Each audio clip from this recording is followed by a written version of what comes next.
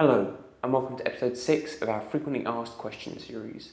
In this week's episode, we'll be looking at a selection of what's the difference questions from IPv4 and IPv6 to resolution and megapixel.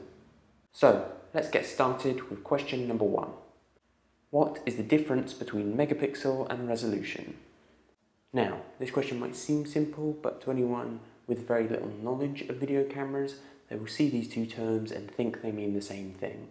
And they wouldn't be entirely wrong because they're very closely connected. Let's start by explaining megapixel. Megapixels is used as a shorthand for the number of pixels your camera's sensor has. For example, a 2 megapixel sensor has 2 million pixels. Pixels are used to capture the light coming from a specific part of the scene. The more pixels you have, the clearer and sharper your image will be. The best way to visualize it is to imagine you're painting an image of someone's face, but you only have a grid of 20 squares to do it in.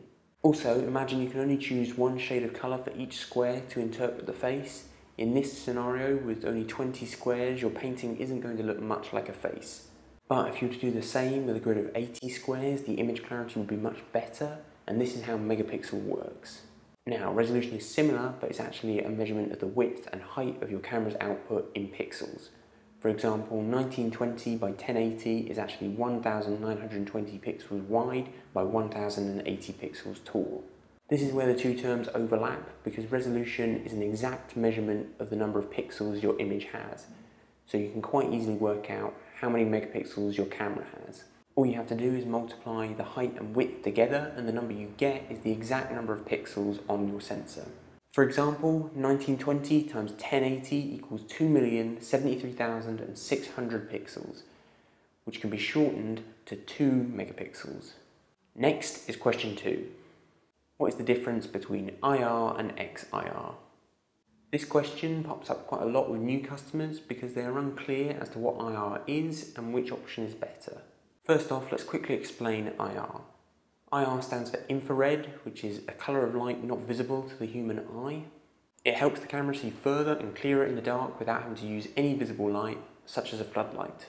Now, IR has pretty much become the standard for all outdoor IP cameras, but with built-in IR LEDs there are limitations. The big one being that because the LEDs are usually in the same space as the lens, the LEDs can't be very strong at the risk of whiting out the camera with IR reflection.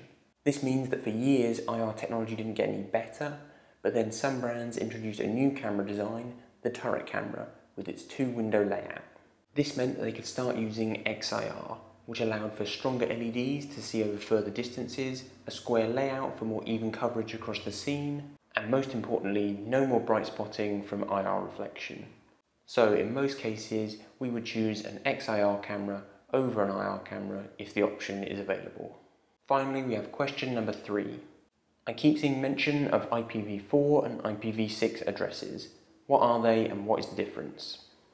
Now, this isn't a question we get asked a lot at the moment, but in the near future it probably will be. The reason being that IPv4 is what we currently use, but networks across the globe are in the process of shifting to IPv6. So, what are they?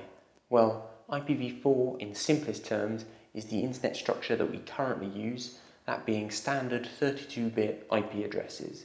What you probably don't know is that the number of IPv4 addresses that can be assigned is not unlimited. In fact, there are only 4.29 billion addresses in total.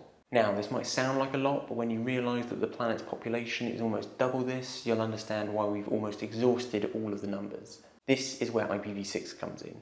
It is the next development stage of the internet, and in the long run, everyone will have to use it if the internet is to keep growing. It's so much bigger than IPv4, the numbers are hard to comprehend. IPv6 will be using 128-bit IP addresses, which will give us over 340 undecillion addresses. That's 340 trillion addresses. That's enough IP addresses to last several lifetimes. But don't be stressed about switching over because if you're a small business or home user, IPv6 is still a long way away from reaching you. And even when it does, your internet service provider will offer you plenty of advice, as will we. Thank you for watching and subscribing.